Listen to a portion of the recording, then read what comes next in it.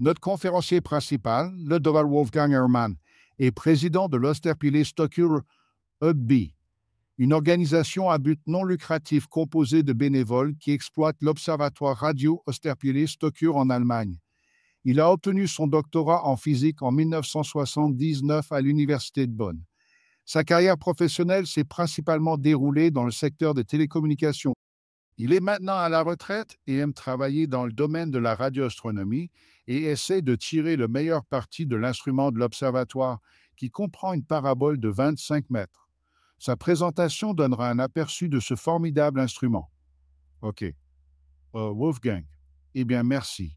Merci beaucoup. Laissez-moi juste entrer et partager.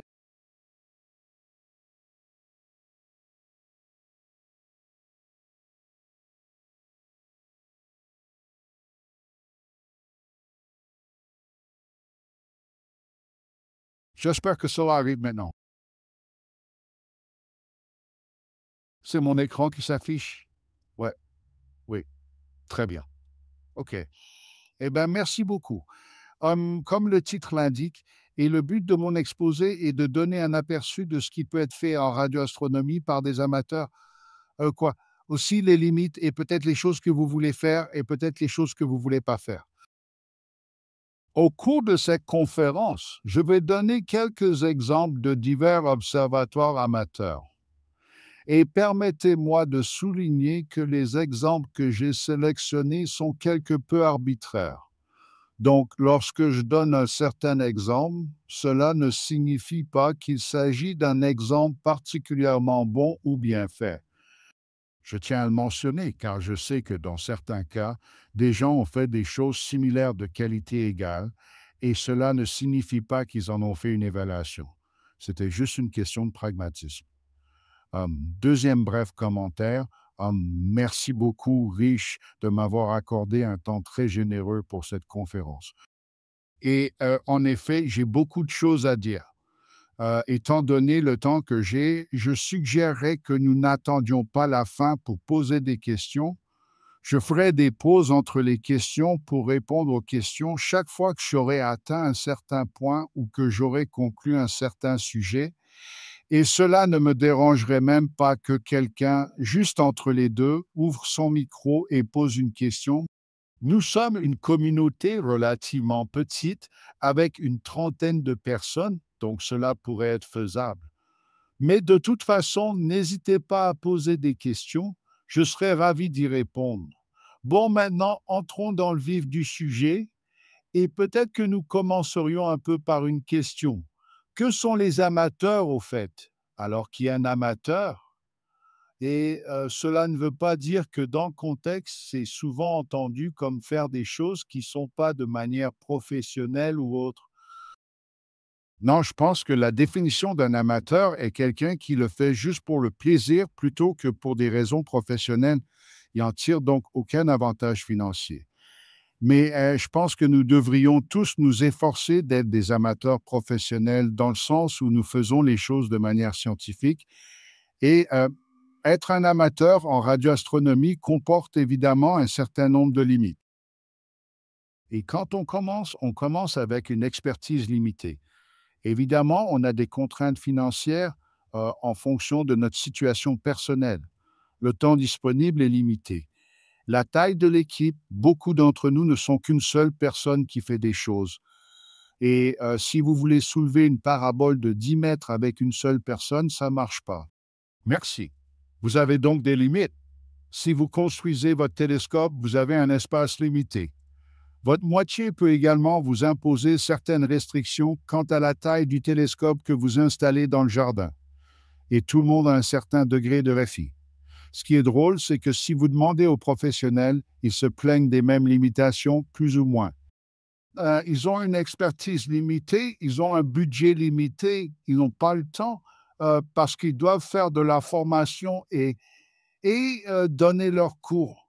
La taille de l'équipe est limitée en fréquence. La seule chose qui ne les préoccupe pas, c'est l'espace parce qu'ils ne construisent généralement pas de télescope, mais ils ont une restriction beaucoup plus importante. Ils ont un temps d'observation limité. Donc, chaque fois qu'ils veulent faire quelque chose, ils doivent demander des temps d'observation. C'est quelque chose que nous n'avons pas à faire. Et bien sûr, ils ont aussi leur part de raffiné. Donc, en fait, nous sommes tous limités dans nos recherches. C'est juste un niveau un peu différent, mais les sujets où vous trouvez vos limites sont plus ou moins les mêmes. Lorsque les gens se lancent dans la radioastronomie amateur, je constate qu'ils viennent généralement de deux domaines. Il y a les opérateurs radioamateurs qui s'intéressent à l'astronomie pour une raison ou une autre et qui pensent que c'est une très bonne chose dans leur domaine, mais qui n'ont généralement pas de formation en astronomie. Donc, cela fait partie de la courbe d'apprentissage qu'ils doivent suivre.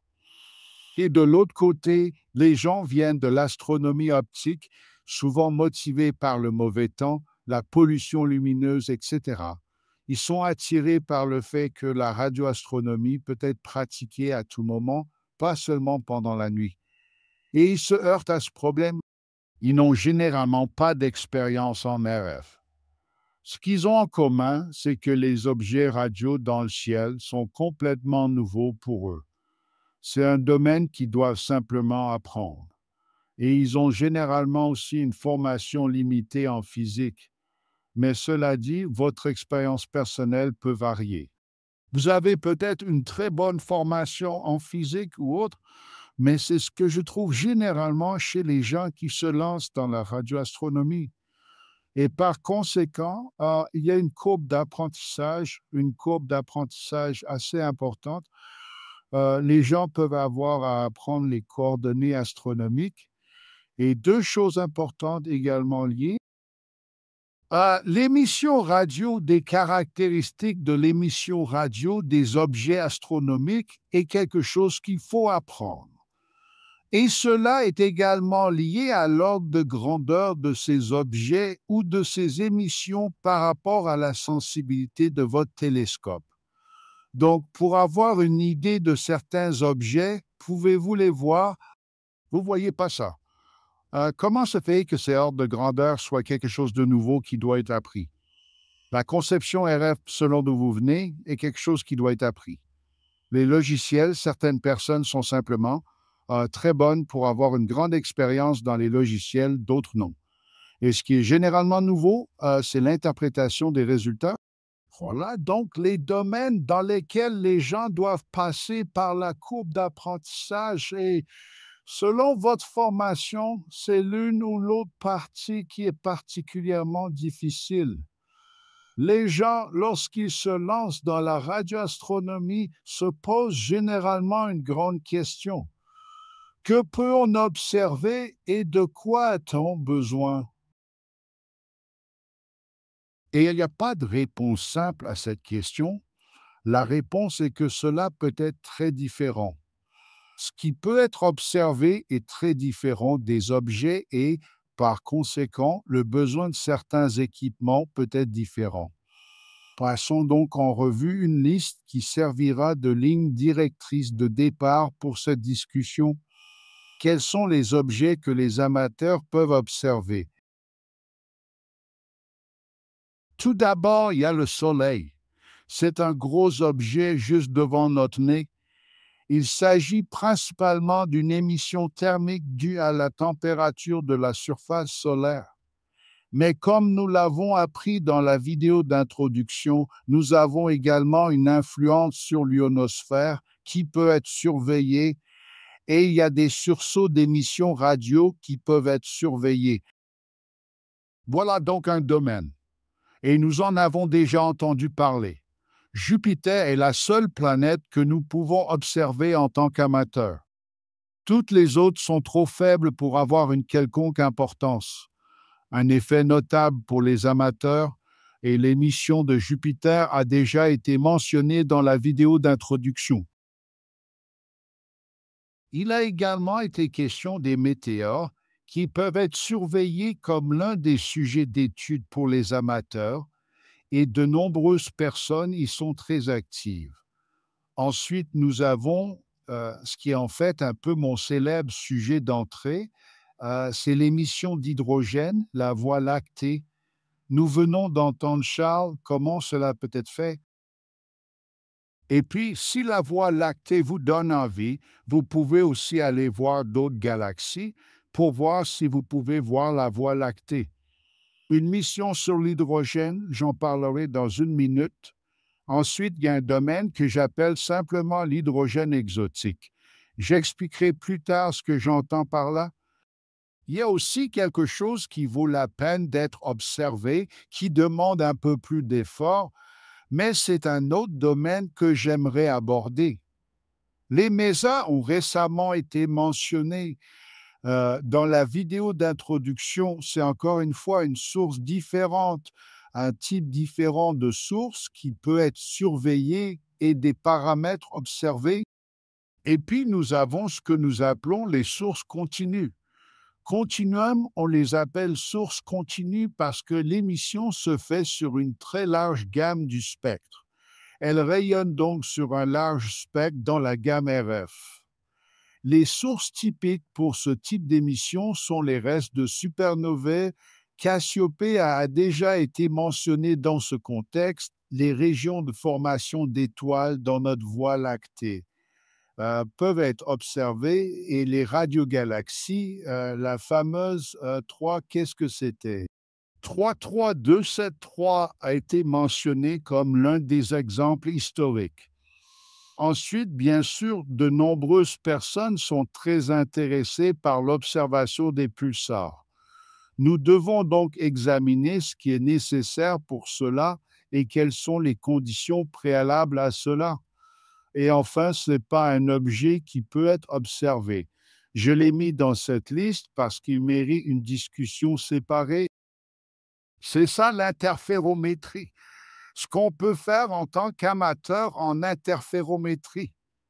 Donc, ce que j'essaie de faire dans cette conférence, c'est vraiment de passer en revue ces différents sujets plus ou moins en détail pour voir ce qui peut être fait, où sont les limites. J'aimerais commencer à parler de choses dont je ne parlerai pas. Qu'est-ce que ça veut dire? Il y a quelques domaines et je vais commencer par ceux dans lesquels je n'ai pas d'expérience personnelle. Je n'ai pas d'expérience pratique, donc j'hésite un peu à en parler en profondeur. Mais la chance est que ces domaines ont déjà été abordés dans une certaine mesure dans la vidéo. Et nous entendrons aussi d'autres exposés qui traiteront de ce sujet. Alors, de quoi s'agit-il? Pour en revenir au Soleil, le Soleil est un radiateur thermique et n'émet pas de signal radio très puissant, ou le Soleil n'émet pas de radio très puissante. La raison pour laquelle nous le voyons si fort, c'est parce qu'il est si proche. Il n'est qu'à 8 minutes lumière de nous. Et c'est pour cela qu'il est puissant. Il est tout près. S'il était un peu plus loin, nous ne le verrions pas. Mais il peut être très bien utilisé comme source de test. Et il existe une configuration très simple, le télescope A, qui est un projet d'entrée de gamme plutôt intéressant. Le CID a été mentionné dans la vidéo d'introduction et il y en aura plus à ce sujet dans les exposés ultérieurs de cette conférence. Il s'agit donc d'une observation indirecte qui a été très bien expliquée dans la vidéo. Il s'agit de l'influence du rayonnement solaire sur l'ionosphère qui modifie la vitesse de propagation. Ensuite, il y a un projet appelé Callisto, encore une fois pour observer les sursauts solaires qui observent dans la gamme VHF et œuvrent sur une large gamme de fréquences. J'ai mis quelques ressources web sur cette diapositive, donc si vous n'êtes pas familier avec cela, vous devriez vous rendre sur ces sites web et y jeter un œil pour voir ce que vous pouvez apprendre. Jupiter, comme je l'ai mentionné, c'est la seule planète que nous pouvons observer en tant qu'amateurs. Il y a une émission radio décamétrique due à la magnétosphère de Jupiter. Je n'entrerai pas dans les détails à ce sujet. Vous voyez le dessin ici à gauche. Je ne vais pas vous l'expliquer. Je vous recommande d'aller sur le site web pour en savoir plus. Ce qui est particulièrement intéressant, c'est que la Lune Io a un impact très important sur ce que fait Jupiter en termes d'émissions radio. C'est donc une chose scientifiquement très intéressante. Il existe un programme Radio Jove qui est destiné à observer cela et il fournit des récepteurs, etc., dont nous devrions probablement entendre davantage parler dans un prochain exposé. Il ne nécessite pas de configuration d'antenne. C'est la configuration qui est toujours citée dans le contexte de ce projet de Dave Apinski. Et le récepteur a déjà été présenté plus tôt. Il passe maintenant en SDR. Et je suis, autant que je me souvienne, en particulier que ce développement sera abordé dans une conférence ultérieure. Donc, la dernière chose dont je ne veux pas parler, mais juste montrer une brève diapositive, ce sont les météores. Nous avons appris qu'il s'agit d'un reflet de la traînée d'ionisation qui a été montré dans la vidéo avec un joli graphique. Donc, le schéma essentiel est qu'un météore entre dans l'atmosphère, ionise l'atmosphère. Là, les ondes radio se réfléchissent et tout d'un coup, on entend quelque chose qu'on ne peut pas entendre autrement. C'est un domaine très, très actif chez les gens. Si je regarde les actualités ou les forums allemands sur la radioastronomie, la grande majorité des messages portent sur ce sujet car c'est très intéressant dans ce sens. Il se passe quelque chose. Il se passe quelque chose. Ce n'est pas un objet ennuyeux qui reste le même tout le temps. C'est vraiment quelque chose qui, tout d'un coup, se présente. Il y a des phases actives, des phases moins actives. Donc, sujet intéressant. Encore une fois, je n'entrerai pas dans les détails. Donc, cela conclut essentiellement le domaine dont je dis que je ne vais pas parler en détail. Et je passe maintenant à ce que je pense être un sujet très intéressant et assez facile à traiter pour la radioastronomie amateur, à savoir l'émission d'hydrogène, la ligne des 20 et 1 cm. J'appelle cela mon numéro 1 pour tous ceux qui veulent se lancer dans la radioastronomie et aussi cela peut vous occuper pendant très très très longtemps.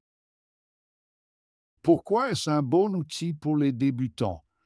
C'est assez facile à construire. Il existe un nombre incroyable d'options pour les antennes et c'est un très bon point de départ. Vous pouvez apprendre beaucoup de choses en observant l'hydrogène. Vous pouvez apprendre à améliorer votre instrument et à l'optimiser. Et il implique également de nombreuses questions de physique intéressantes et nous y reviendrons. Pour rappel, la ligne de 20 et 1 cm de l'hydrogène est un processus assez simple. En gros, vous avez un atome d'hydrogène qui est constitué d'un proton et d'un électron, et celui-ci a deux états. L'atome peut être dans le spin du proton et de l'électron peut être parallèle ou antiparallèle. Or, la situation antiparallèle a une énergie légèrement inférieure. Il faut donc mettre de l'énergie dans l'atome pour passer d'un état à un autre.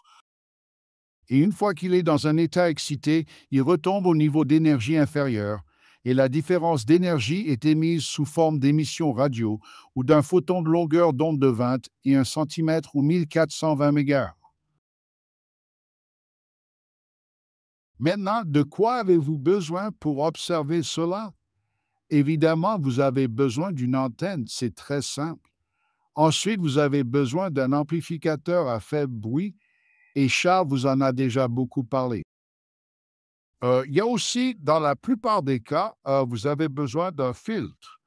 De plus, Charles a mentionné explicitement pour ne pas surcharger votre partie suivante derrière l'amplificateur sans bruit en cas d'RFI et d'autres interférences. Quand je dis que cela peut ne pas être nécessaire dans chaque cas, lorsque vous êtes dans un environnement très bénin, pas beaucoup d'interférences, alors vous pouvez vous en sortir sans, mais en général, vous en aurez besoin. Et puis vous. Aujourd'hui, vous utiliserez une radio définie par logiciel. Il existe d'autres schémas. Vous pouvez utiliser un récepteur à balayage, peu importe, mais la meilleure façon de procéder de nos jours est d'utiliser une radio définie par logiciel. Et si vous avez une radio définie par logiciel, vous avez évidemment besoin d'un PC et d'un logiciel pour cela.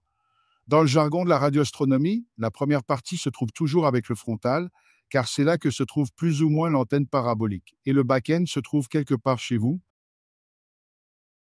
Passons à l'antenne.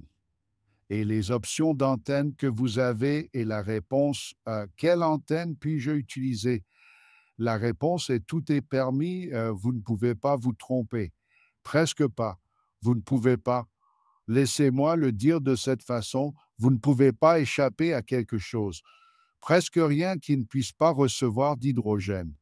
Nous avons entendu parler de l'oscilloscope dans la boîte qui est représenté ici, qui est une petite antenne destinée à un usage complètement différent, mais qui se trouve fonctionner raisonnablement à l'hydrogène. Ensuite, bien sûr, dans le haut de gamme, vous pouvez avoir une grande parabole. Encore une fois, Charles en a une, encore plus grande que celle-ci. C'est une autre option.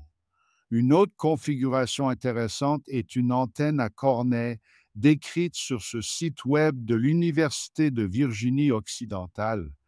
Et Charles a également montré cette antenne à cornet. Il a utilisé le cornet d'étalonnage ou le cornet à gain standard. Mon préféré quand il s'agit de fabriquer une antenne très très simple pour la réception de l'hydrogène est une canette de café ou dans ce cas, c'est un morceau de tuyau de poêle. Scientifiquement, c'est un guidon circulaire et cela délivre déjà vos signaux que vous pouvez aller encore plus bas. Celui-ci a un dipôle avec un ballon pour se connecter et qui est fait à partir d'un morceau de câble semi-rigide. C'est un dipôle simple. Et comme je vous le montrerai plus tard, cela peut en fait être utilisé pour recevoir de l'hydrogène. Donc en un mot, quel que soit votre budget, votre espace et ainsi de suite, vous trouverez toujours un espace pour installer quelque chose qui peut recevoir de l'hydrogène. C'est l'une des raisons pour lesquelles je pense que c'est un très bon projet d'entrée de gamme. Ensuite, je peux presque sauter ça, après que Charles ait parlé des amplificateurs et des filtres à faible bruit. Voici à nouveau ce fameux Soulbird. C'est aussi intéressant de comparer les notes. Charles a mentionné un facteur de bruit de 0,6. Nous avions mesuré 0,55 ou 3, c'est pareil. Il existe également une alternative fréquemment utilisée, ou je ne dirais pas que c'est une alternative, car celui-ci a un filtre intégré et celui-ci un pur. Il est basé sur un SPF qui est un transistor PM. Ils peuvent être achetés pour environ 6 à 10 dollars sur eBay. Ils étaient plutôt bons. Nous mesurons généralement un facteur de bruit de 0,6 dB. Cependant, nous avons récemment reçu une livraison de 6 de ces appareils et seulement 3 d'entre eux avaient 0,6 et les autres 2 dB. Donc la qualité varie. C'était un peu décevant. Je voulais juste le mentionner. Et bien sûr, si vous dépensez un peu plus d'argent, vous pouvez acheter un amplificateur à faible bruit haut de gamme. Celui-ci a un facteur de bruit de 0,3 dB. En fait, le fabricant précise que ce n'est pas aussi bon, mais c'est ce que nous avons mesuré sur 2 appareils. Et en ce qui concerne les filtres, vous pouvez simplement faire fonctionner les choses assez facilement en utilisant ceci avec un filtre intégré. Ce que j'aime, c'est aussi ce filtre à cavité. Les filtres à cavité sont généralement difficiles à mettre en œuvre mécaniquement. Il faut une fraiseuse et tout le reste, mais c'est une conception qui peut fonctionner avec des composants en aluminium standard que vous pouvez acheter et qui est très facile à fabriquer et qui présente d'excellentes caractéristiques. Le lien est donné ci-dessous. Le gars qui est derrière tout ça s'appelle Vidmar de Slovénie et il a réalisé cette conception astucieuse que j'aime beaucoup et nous en avons construit quelques-uns. Voilà donc la partie LNL. Nous avons donc couvert le début et nous devons revenir au début. Nous avons déjà vu quelques commentaires de Charles. Il y a le LTRT-LSDR. Il existe de très nombreuses variantes. Voilà. C'est celle qui est utilisée avec la lunette dans la boîte. C'est une simple bande passante limitée. Et puis, il y en a tout un tas d'autres. Acra, Limes, Adam Plus 2, HP, SDR Play, toute la gamme de produits d'Eto Research et Blader. Tous ces produits peuvent être utilisés. Ils sont disponibles, bien sûr, dans des gammes de prix différentes avec des bandes passantes différentes. Mais ils ont divers avantages et inconvénients, ce qui vaut certainement la peine d'entrer dans les détails, mais nous n'avons pas le temps dans cette présentation générale. Et ce serait aussi bon projet de faire une comparaison vraiment détaillée entre les deux. Nous avons utilisé ou testé tous ces modèles à l'exception du Blad RF. Nous n'avons pas encore mis la main dessus. Et bien sûr, dans la gamme de produits, nous n'avons eu qu'un seul produit parmi tant d'autres qu'ils ont. En un mot, ils fonctionnent tous dans le but de recevoir de l'hydrogène et c'est la bonne nouvelle et en fonction de vos ambitions futures, vous voudrez peut-être vous tourner vers un modèle bon marché ou plus performant. Un petit commentaire sur le bundle de fonctions qui a également été mentionné dans la vidéo. J'hésite à le recommander pour l'hydrogène en raison de la très faible bande passante. Il faut donc passer à un schéma de balayage. Il a juste un peu, 200 kg de bande passante, ce n'est pas suffisant pour couvrir toute la ligne d'hydrogène. Il faut donc balayer la fréquence et cela comporte un certain nombre d'inconvénients. Donc, à mon avis, il vaut mieux choisir l'un des autres. Maintenant, si vous avez une radio définie par logiciel, la radio elle-même n'est pas fournie avec un logiciel. La définition du logiciel est dans le PC et là, nous nous trouvons un peu dans une situation délicate car il existe différents logiciels qui sont également en cours de développement. Je sais que Ted Klein travaille sur quelque chose. J'ai mis ici une liste de un certain nombre de possibilités. Nous avons entendu parler du SDR Sharp avec le plugin e-favrage de Charles et c'est l'une des rares options Windows. Il y a quelque chose fait par Michel Claassen, fera également, qui utilise également le SDR Sharp en arrière-plan. Et puis, il y en a d'autres. Tout d'abord, je ne les ai pas tous testés. Ensuite, il serait très fastidieux de faire une comparaison détaillée. Dans l'annexe de cette présentation qui se trouve dans le matériel que vous avez reçu, il y a encore une liste de ces éléments qui donne un peu de contexte sur la technologie qui les sous-tend, ainsi que sur les auteurs et sur la façon de les obtenir. Et c'est probablement l'une des choses les plus difficiles pour un débutant, installer le logiciel, surtout s'il s'agit d'un système basé sur Linux et apprendre à travailler avec eux, mais cela vaut la peine de le faire. Donc maintenant, nous avons essentiellement nos ingrédients ensemble. Donc nous avons une sorte d'antenne, nous avons notre Lena avec filtre, nous avons notre SDR, puis nous avons notre logiciel.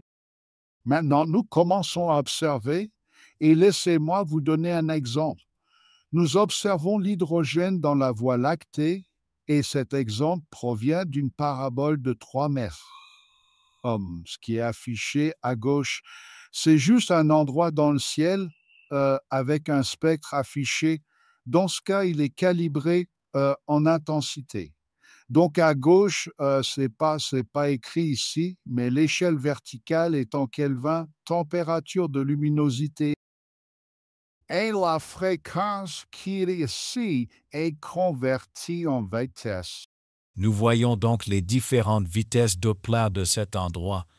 Maintenant, ce que vous pouvez faire, et qui est à mon avis une expérience intéressante, c'est que si vous avez une parabole de 3 mètres ou plus petite ou autre, vous la laissez là et regardez droit vers le haut. Ce qui se passera alors, c'est que la Voie lactée passera au-dessus du signal d'hydrogène qui ira et s'en ira. Et si vous enregistrez cela, vous verrez comment cela varie au fil du temps. Et c'est ce que montre le graphique ici, qui montre que lorsque la Terre tourne, vous allez dans l'ascension droite de 0 à 24, donc une rotation complète de la Terre. Et c'est juste en regardant droit vers le haut. Donc la déclinaison va varier à mesure que nous la faisons tourner. Et sur l'échelle verticale, nous avons la vitesse et la couleur indiquent l'intensité. Donc, si vous voulez le dire ainsi, c'est une ligne verticale. Donc, un spectre est une coupe verticale ici. Et ce que vous pouvez voir, c'est que la distribution de vitesse varie, l'intensité varie, et vous voyez que la Voie lactée passe au-dessus de nos têtes 2 fois. Maintenant, qu'est-ce que c'est que cette ligne courbe? Cette ligne courbe, comme vous pouvez l'imaginer, elle n'est pas d'un orange astronomique. C'est une ligne à fil. Et c'est en fait cette ligne ici, elle est à 1420 MHz. Et vous vous souvenez peut-être de la présentation de Charles, il avait la même ligne spur là-bas. Donc, elle vient soit de l'intérieur du SDR, soit des ordinateurs ou quoi que ce soit. Nous n'avons pas encore identifié la source exacte. Maintenant, pourquoi cette ligne est-elle courbe? Eh bien, ce que nous faisons ici, c'est que nous tenons compte du fait que nous tournons autour du Soleil, ce qui donne une vitesse supplémentaire. Et nous corrigeons cela parce que, selon la direction dans laquelle nous regardons, lorsque la Terre tourne, cette contribution de la rotation de la Terre autour du Soleil varie. Et nous corrigeons cela. Et cela signifie qu'une fréquence fixe devient tout à coup une vitesse variable. Nous voyons donc ici la vitesse réelle de la Voie lactée. D'accord, il s'agit d'un scan de transit, et vous pouvez le faire avec n'importe quelle antenne que j'ai mentionnée. Et la preuve du résultat est à l'œuvre, donc c'est la même chose, juste avec un dipôle. Et vous verrez que c'est plus bruyant, un seul spectre peut toujours être très bien vu. C'est plus bruyant, mais vous pouvez toujours voir le double transit de la Voie lactée. C'est beaucoup plus large. Le pôle oculaire n'a pratiquement aucune résolution.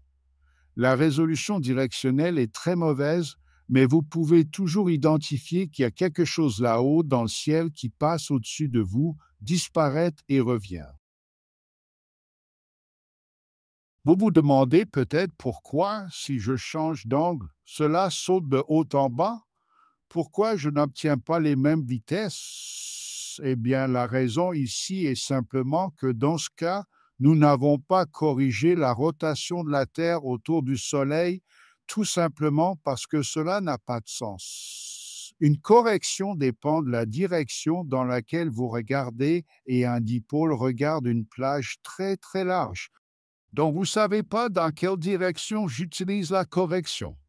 Nous avons donc laissé la correction de côté. Mais ce que je veux démontrer avec cela, c'est qu'il est facile de voir la Voie lactée. L'expérience suivante, intéressante, est de faire l'expérience classique en observant la courbe de rotation de la Voie lactée. Nous avons ici encore un dessin similaire, un schéma similaire de nombreux spectres pris, mais dans ce cas, on regarde toujours le plan galactique. Donc, dans ce cas, on utilise une parabole mobile qui se dirige toujours vers le plan galactique et on scanne en longitude galactique.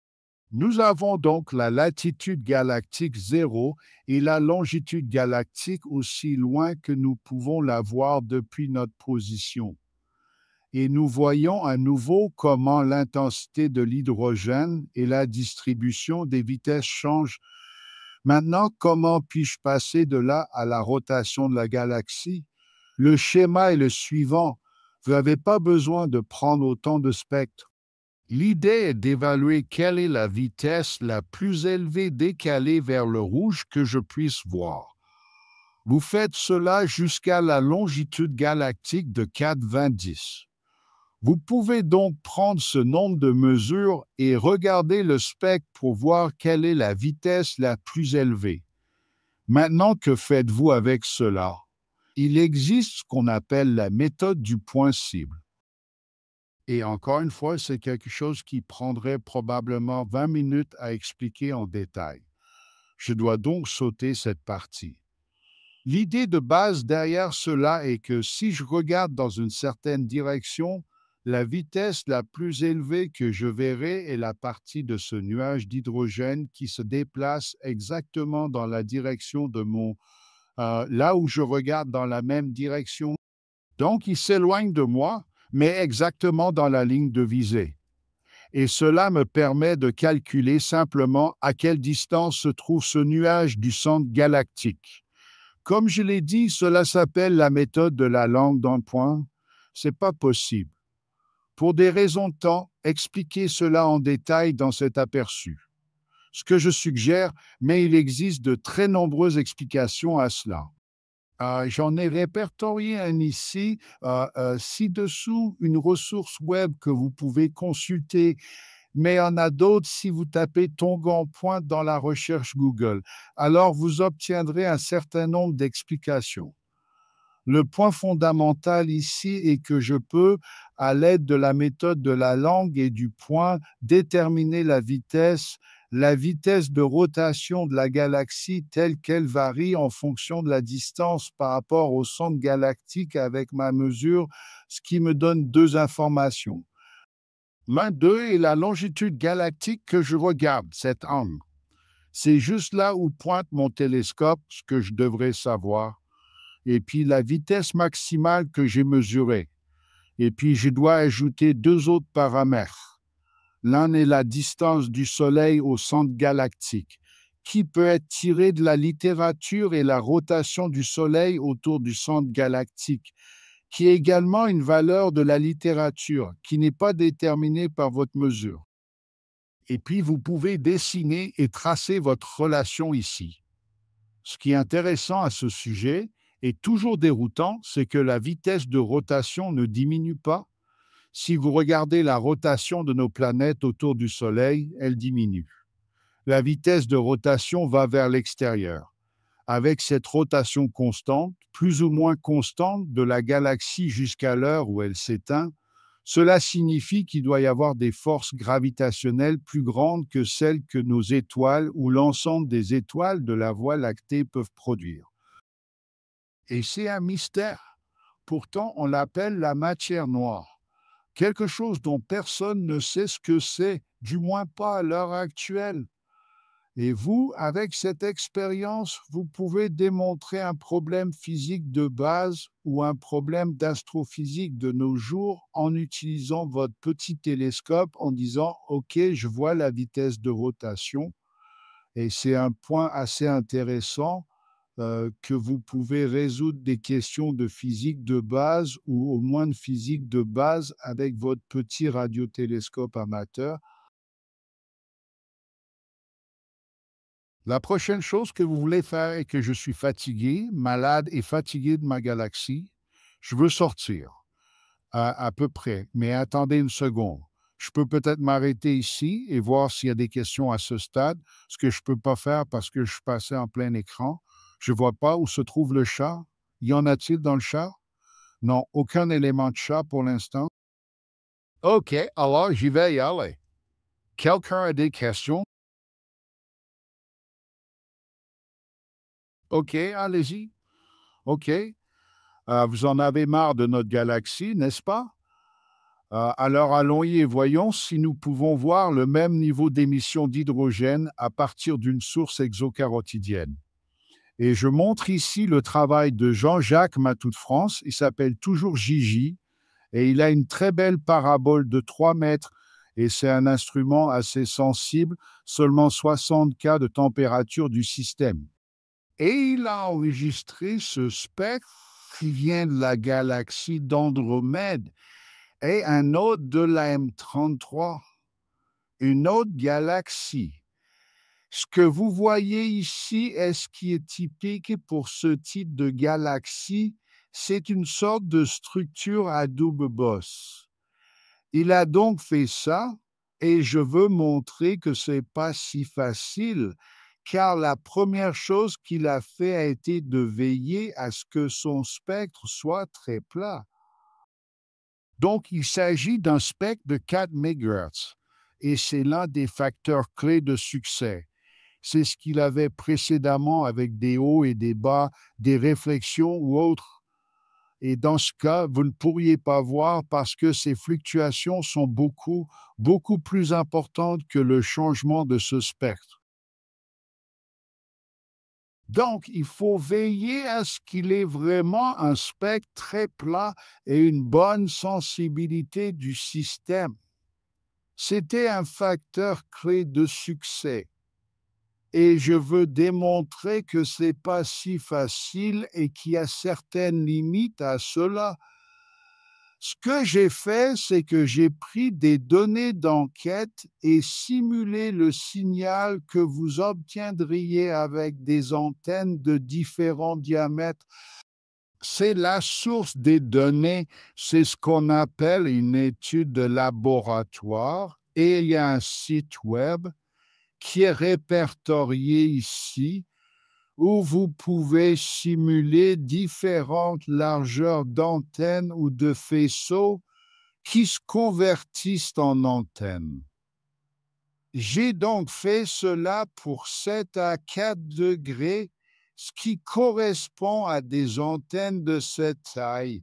Si elles atteignent la taille théorique du faisceau, donc, vous pouvez voir que le signal chute considérablement à mesure que la largeur du faisceau s'élargit et que votre antenne rétrécit. Et c'est simplement l'effet de la largeur du faisceau. Donc, le spectre de Gigi était probablement celui en vert. C'est une largeur de faisceau de 5 degrés. C'est probablement ce qu'il avait avec son antenne. Et si vous réduisez la taille de l'objet, cela devient très difficile. Je dirais donc que 3 mètres est le minimum nécessaire pour observer un faisceau de spectre extragalactique. Mettez les choses un peu plus en perspective. J'ai 2 autres graphiques ici. Nous avons donc ceci et cela. Celui-ci montre simplement la ligne d'hydrogène complète de notre propre galaxie. Vous pouvez donc voir qu'il n'y en a qu'un tout petit peu ici. Et pire encore, ce n'est pas un endroit où l'hydrogène est particulièrement fort.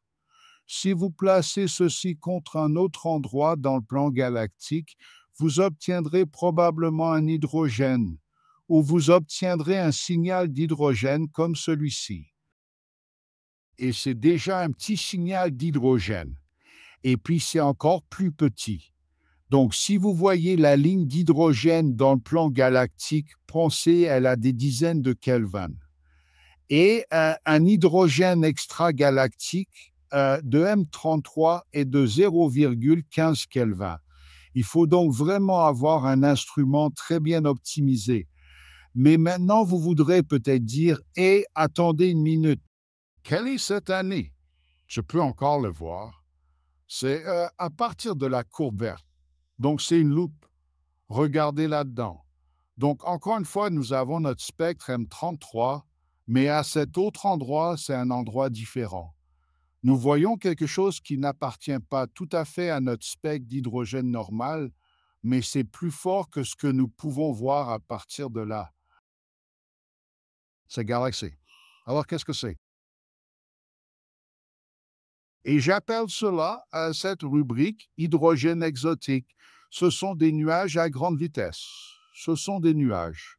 Et je montre un graphique de ceux-ci qui viennent en quelque sorte de l'extérieur de notre galaxie et tombent dans notre galaxie. Et ceux-ci peuvent en fait être reçus avec une parabole de 3 mètres de manière tout à fait raisonnable. Voici notre propre antenne parabolique de 3 mètres. Cela représente un temps d'intégration de 30 minutes. Et voici le nuage à grande vitesse que l'on peut voir. Et cela, bien sûr, c'est l'hydrogène, le plan galactique. Et cela peut même être fait, comme nous l'avons vu, avec une antenne parabolique plus petite. Il y a une expérience de Job avec son antenne parabolique de 1,5 mètres. Il a pris 5 heures de temps d'intégration. Donc, il a compensé l'ouverture plus petite avec le temps d'intégration et il a pu voir ça un peu. Donc, d'où viennent-ils?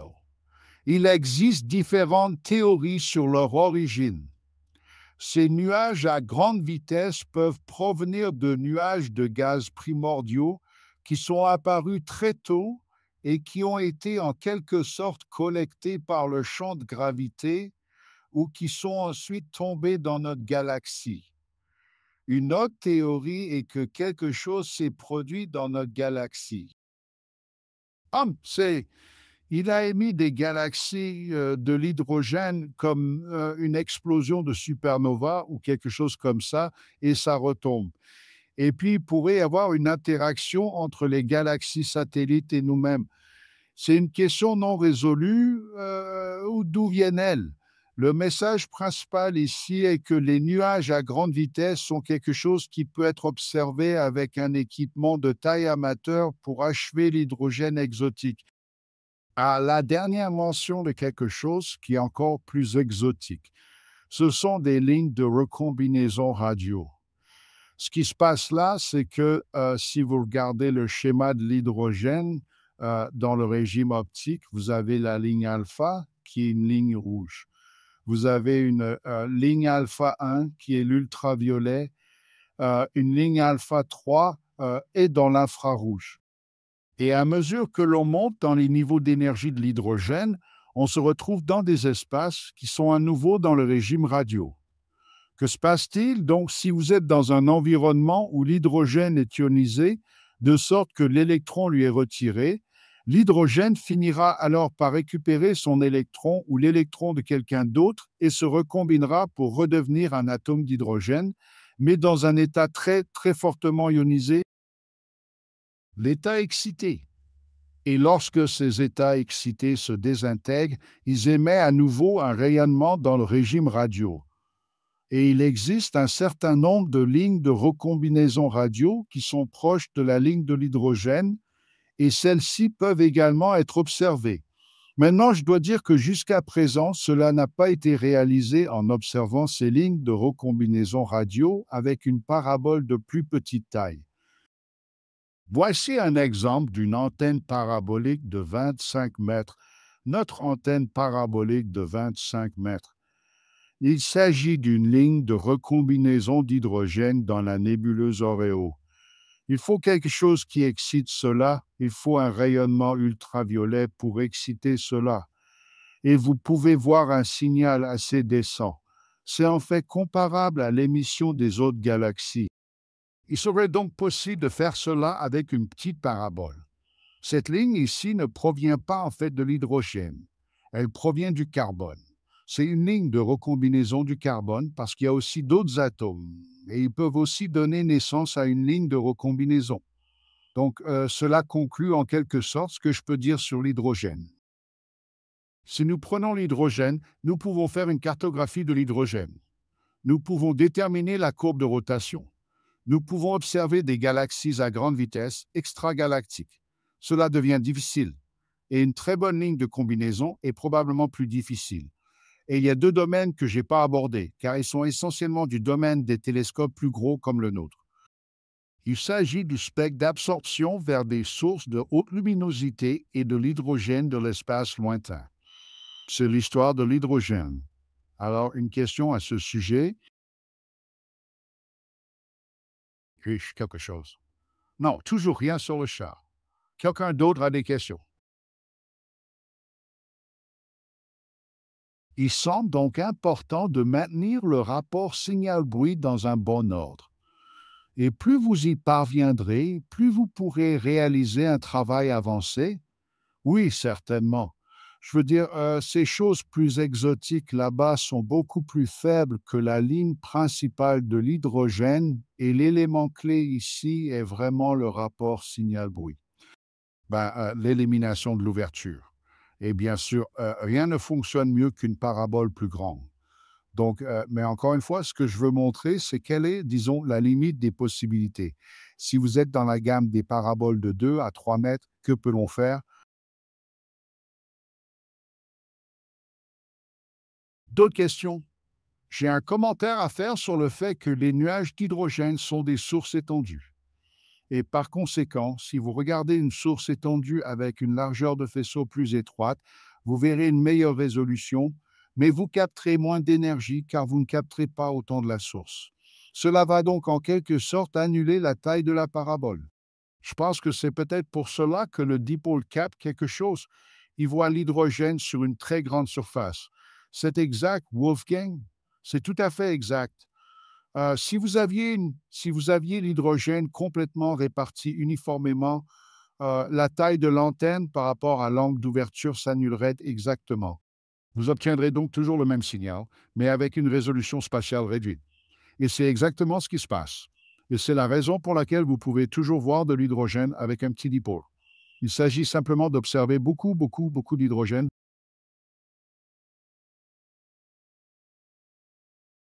OK. Continuons en ajoutant un peu d'oxygène à l'hydrogène et nous avons O est un radical, c'est donc une molécule incomplète qui cherche désespérément un autre H pour former de l'eau, mais il n'y a pas d'autre hydrogène disponible pour le moment. Et c'est O à 4 transitions dans la bindelle.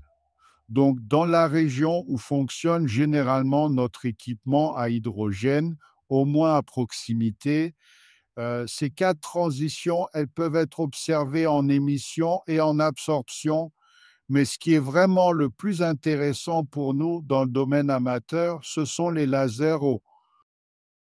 Et ce sont des circonstances où vous avez un fort rayonnement infrarouge qui excite l'eau, un niveau vibratoire élevé, puis se désintègre et puis il commence à obtenir une situation d'inversion, une inversion entre les différents niveaux de la structure hyper fine, puis il commence à s'accoupler. Ce qui est bien avec l'hydroélectricité, c'est que dans la plupart des cas, vous pourrez utiliser l'équipement que vous avez construit pour l'hydrogène. Vous pouvez également l'utiliser pour l'émission eau. Vous devrez peut-être changer le filtre si vous en utilisez un, mais c'est tout ce dont vous avez besoin. En général, le LENA et tout le reste auront une bande passante suffisamment large. Et les SDR couvriront également cela. Et il y a quelques exemples que je veux montrer avec des antennes paraboliques de 3 mètres. C'est le genre de taille qui permet de faire ce genre d'observation. Les 3 en haut sont faites à partir d'une antenne parabolique de 3 mètres. D'Edward et il y a ce que j'appelle des mésas circumstellaires. Il y a donc une grosse étoile infrarouge autour. Le rayonnement infrarouge de l'étoile génère de l'énergie, ce qui les rend étonnantes. L'autre exemple montré ici vient de Gigi, que j'ai déjà mentionné, mais avec une antenne plus petite de la classe de 2 mètres, Job a pu observer une MESA. C'est une sorte de semaine à la limite du rapport signal-bruit acceptable. Mais je pense que c'est valable parce que la ligne est exactement à la bonne fréquence. Donc vraiment, les MESA 2 sont quelque chose à faire quand on en a marre de l'hydrogène. Alors il suffit d'y ajouter un peu d'oxygène et vous y êtes. D'autres MESA sont également observables. Il y a des labyrinthes de méthanol et des labyrinthes d'eau. Les labyrinthes de méthanol, ils sont à 6 GHz, mais il est plus pratique pour les amateurs de les observer à 12 GHz, car des LNB standards peuvent être utilisés. Les LNB standards ont un problème. ou du moins les plus anciens, c'est que la précision et la stabilité de la fréquence posent problème. Mais les LNB plus modernes ont un PLL, donc ils ont un petit cristal à l'intérieur, soit à 25 ou 28 MHz, je crois, et vous jetez simplement ce cristal et injectez une horloge externe qui est liée à une norme de référence ou à tout ce dont vous disposez. Et puis, vous avez un système de réception qui est assez précis en fréquence et vous pouvez l'observer. Et je vais vous montrer des exemples de cela. La deuxième option que nous avons est celle des amateurs. C'est d'observer à 22 GHz. C'est un peu plus délicat car les LNB ne sont pas facilement disponibles. Il existe des LNB en bande K, mais ils sont difficiles à trouver et l'horloge externe est un peu plus difficile. La bonne nouvelle concernant les mésas aquatiques, c'est qu'elles s'évasent, elles sont très variables, mais parfois elles deviennent vraiment très, très brillantes dans les dizaines de milliers de skis de fil et elles deviennent vraiment, vraiment fortes. Quelques exemples de ce qui a été fait, c'est la nôtre. Une expérience, c'est avec notre antenne parabolique de 10 mètres, 10 minutes de temps d'intégration, un labyrinthe de méthanol autour de la région de formation du personnel, W3. Et la question, bien sûr, c'est, eh bien, vous avez votre antenne parabolique de 10 mètres. Je n'ai qu'une antenne parabolique d'1 mètre, donc ce n'est pas une option pour moi. C'est un facteur 100 dans la zone de collecte pour compenser. Avec le temps d'intégration, c'est 10 000 fois le temps d'intégration. Donc j'ai 1600 heures de temps d'intégration. Donc je ne peux pas faire ça, enfin pas si vite. Si vous abandonnez un peu la résolution spectrale à un facteur de 5 et abandonnez un facteur de rapport signal-bruit, alors je vais là-bas, peut-être que je peux vivre avec moins de résolution spectrale, peut-être que je peux abandonner le rapport signal-bruit. Signal, alors je me retrouve avec théoriquement 20 heures de temps d'observation à faire pour voir cette source. Et en effet, Edward a fait cela. Il l'a fait avec une antenne parabolique d'1 mètre, 17 heures de temps d'intégration. Donc, il restait là et il suivait et suivait. Et il a, parce que vous pouvez collecter à son emplacement 17 heures de temps d'intégration. Tout le temps. Il a donc dû accumuler sur 3 jours environ pour obtenir ces 17 heures. Bien sûr, il faut un dispositif de suivi. Il a donc un support ici qui suit la source, mais vous pouvez ensuite, avec un LNB standard, observer des mesas de méthanol. C'est donc, je trouve cela assez impressionnant qu'une parabole d'1 mètre soit capable de faire ça. Maintenant, qu'en est-il de la mésa d'eau? Encore une fois, c'est notre parabole de 10 mètres, un temps d'intégration de 60 secondes. Je veux dire, ces gars-là sont vraiment forts. Alors, quelqu'un avec une antenne parabolique d'1 mètre est prêt à relever le défi, bien sûr. Il y a un exemple, c'est une source différente. C'est W49 dans ce cas, et c'est un peu plus faible. Même, donc, c'est un spectre que nous avons pris avec un temps d'intégration de 10 minutes, en janvier 2019. Cette année, en mai, Michael Clazen, qui possède une parabole de 9,3 mètres, a fait la même chose avec le même temps d'intégration et a de nouveau enregistré un spectre. Vous remarquerez que ce spectre est complètement différent de celui-ci. C'est parce que ces spectres sont très variables. Ils changent de spectre, ils deviennent plus ou moins intenses, etc. Ce qui est intéressant, c'est qu'Edouard, qui a fait ça avec les labyrinthes de méthanol, a essayé ça avec cette antenne parabolique d'1 mètre avec avec une antenne parabolique d'1 mètre. Et à peu près au même moment, nous voyons donc que le spectre est le même et il a pu le faire. Je ne sais pas. Malheureusement, je ne le sais pas. Je n'ai pas pu savoir si son temps d'intégration est probablement de l'ordre de 20 heures environ pour y arriver. Mais vous pouvez voir que le spectre qui est pris ici avec une parabole de 9 mètres se reproduit très bien avec cette parabole d'1 mètre. Il faut juste avoir beaucoup de patience pour faire ça.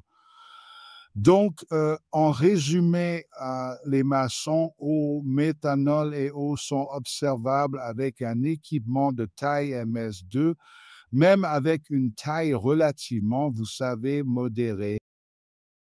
Dans la plupart des cas, une monture de suivi sera nécessaire.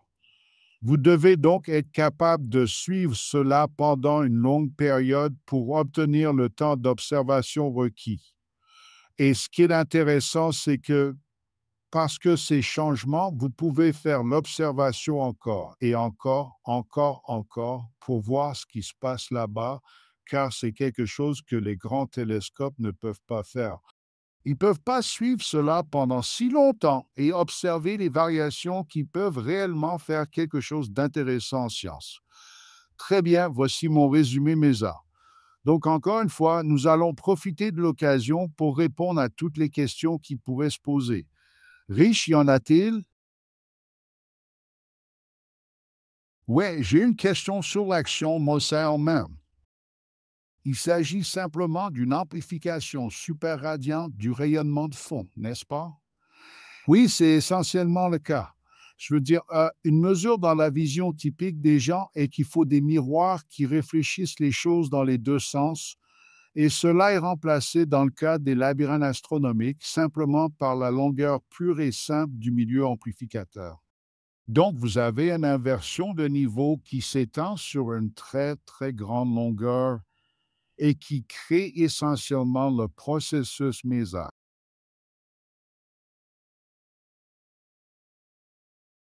Donc, pour l'essentiel, au point de départ, vous avez une molécule qui traverse la transition, émettant un photon, puis elle continue à produire une émission stimulée le long du trajet du milieu amplificateur. Est-ce que cela répond à votre question? Oui, oui, oui, c'est le cas. Pourquoi y a-t-il autant de variations? Les étoiles sont variables. C'est aussi une zone relativement limitée. Je veux dire, nous ne parlons pas de dizaines de milliers d'années-lumière du milieu. Nous parlons du voisinage d'une étoile. Nous parlons donc d'heures-lumière, peut-être au maximum, ou peut-être de quelques heures-lumière.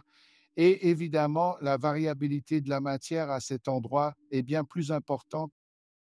Tout comme notre Soleil varie beaucoup, l'étoile varie beaucoup. Et c'est ce qui fait varier ces mésas.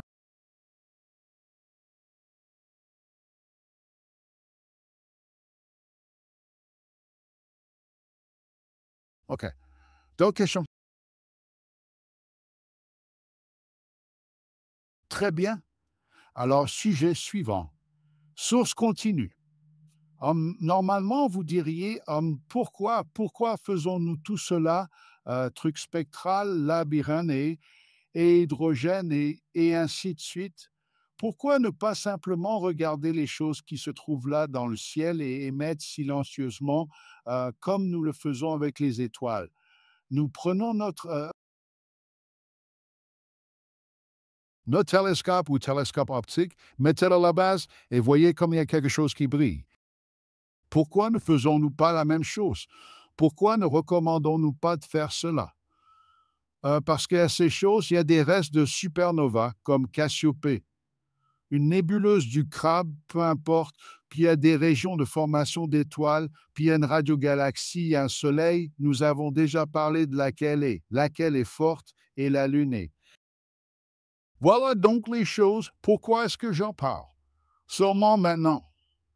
Eh bien, la raison est que c'est pas si facile. Donc, une source continue est une source qui a un spectre très large. Elle émet donc sur une plage très large. Que peut-on s'attendre à observer?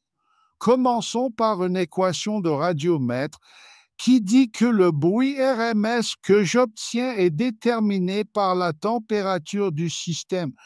Donc, plus je connais bien la température du système, mieux c'est. Et si j'ai une certaine température du système, je peux améliorer mon signal, mon bruit, en augmentant la bande passante. Avoir plus de bandes passantes est donc bénéfique, tout comme le temps d'intégration. Je regarde simplement les choses plus longtemps, et cela correspond à la racine carrée des deux. Une autre équation que nous devrions examiner est l'efficacité de l'ouverture. c'est-à-dire la quantité d'énergie que je reçois avec mon antenne parabolique. Il s'agit donc de la surface de l'antenne multipliée par le flux de la source. C'est donc ce qui est incident sur mon antenne ou mon antenne parabolique. Et c'est ce que je reçois réellement. Je n'obtiens donc pas 100%. Je n'obtiens qu'une partie de cela. Les chiffres typiques sont de 50, 60%, peut-être jusqu'à 70% pour les antennes paraboliques. Prenons ces deux équations et regardons-les. Quel genre de source pourrions-nous détecter? Donc, encore une fois, c'est notre équation de radiomètre. Et prenons une antenne parabolique de 3 mètres, une température de système de 100 000, une efficacité d'ouverture de 50%. Voyons, disons que nous avons 10 décennies de bande passant, ce qui peut être fait avec un SDR. Et prenons juste 10 secondes de temps d'intégration et disons que je veux un rapport signal-bruit de 5. Maintenant, en mettant ces chiffres dans l'équation du radiomètre, on obtient un bruit de 0,01 Kelvin. Attention, dans le matériel que vous avez, il y a un rapport de 10 à 7, ce qui est faux. Comme c'était une erreur de frappe, il faut que ce soit 10 à la puissance 8. Mais le nombre 0,01 Kelvin est correct. Ensuite, je prends cette équation, je la forme un peu pour avoir le flux du côté gauche. Donc, mon 2 fois, c'est une constante de Boltzmann K, la température de l'antenne divisée par la surface et multipliée par l'efficacité de ces surfaces d'antenne efficaces. Si vous ajoutez le nombre, disons que je veux 0,05 Kelvin, ce qui est 5 fois mon bruit, alors je me retrouve avec 39 Jansky. Ce que je dis ici, c'est que selon l'équation du radiomètre, une parabole de 3 mètres avec ses caractéristiques pourra me donner un Jansky de 39. Avec un rapport signal sur bruit de 5, soit dit en passant, le dit vient simplement du nom de la constante de Boltzmann par rapport à Jansky. J'ai donc dû multiplier cela par 10 pour arriver à Jansky. Et c'est en fait une bonne nouvelle. Je veux dire, si vous regardez un catalogue, 39 Jansky, il y a un certain nombre de sources qui peuvent être vues. Alors allons y et regardons des sources comme ça, je serai déçu. Donc si nous laissons simplement notre antenne parabolique de 3 mètres là et enregistrons le signal continu, nous le verrons varier considérablement et sauter de haut en bas et faire toutes sortes de choses. Et il y a d'autres effets que le simple bruit pur qui nous affecte. Il s'agit de la dérive de gain et de décalage.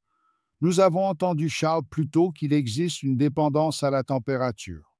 Ensuite, vous pouvez avoir des FI, même s'ils sont faibles, ils peuvent affecter votre gain global du gant. Les signaux hors band, même avec des filtres, peuvent affecter cela. Donc, en réalité, vous pouvez voir que l'échelle ici, nous parlons de plus ou moins 100 Jansky, cela varie. Et pire encore, si vous déplacez le télescope, votre arrière-plan thermique change. Et ce que j'ai fait ici, c'est que j'ai changé l'azimut d'un télescope, dans ce cas, d'environ 120 degrés à 220 degrés. Donc, en faisant un angle de 100 degrés dans les deux sens, vous pouvez voir que le changement du fond thermique a un effet important. C'est un effet assez important. Donc, lorsque vous faites des mesures en déplaçant votre antenne, vous devez être très, très prudent, car vous pouvez facilement être trompé. Donc, l'équation du radiomètre et votre facteur de bruit sont l'un des aspects, mais pour les observations en continu, ce n'est pas l'élément déterminant. Il y a la stabilité du gain, les dérives de décalage, le mouvement du télescope, etc. Cela peut dépendre fortement du type de télescope et cela signifie qu'il n'y a pas vraiment beaucoup de sources continues qui sont faciles à utiliser, qui sont accessibles aux antennes paraboliques de 2 à 3 mètres. Il y a les signaux complexes. Les gens disent généralement que la sarcasiopée est la plus forte, ce qui est vrai. Mais si un petit télescope regarde les signaux A et X en même temps, vous verrez l'effet combiné de cela. Donc cela vous donnera environ 2000 Jansky. Vous pourrez voir la nébuleuse du Crabe, la nébuleuse d'Orion. Et quand elle arrive à la Vierge A, les choses deviennent vraiment difficiles. C'est un enregistrement. Je ne sais pas si c'est notre antenne parabolique de 2 ou 3 mètres. Je pense que c'est notre antenne parabolique de 3 mètres où vous pouvez juste la voir dans le bruit. Mais vous pouvez en être certain que si vous répétez cela, disons oui, je vois toujours cette bosse à ce moment-là, à la même ascension droite qui arrive. Bien. Alors, qu'est-ce que ça veut dire? Même si ça semble tellement évident de dire, OK, regardons une source lumineuse dans le ciel qui est assise là. C'est pas si facile. Cela demande un peu de soin, une observation minutieuse de la stratégie d'observation. Alors, est-ce que je déplace le télescope ou est-ce que je préfère garder le télescope stationnaire et faire un balayage de transit? Alors, laissons la source se déplacer. Les interférences radioélectriques sont un élément important dont vous devez tenir compte. J'ai mentionné que l'impact du mouvement du télescope est assez important et vous devez répéter cela pour vérifier.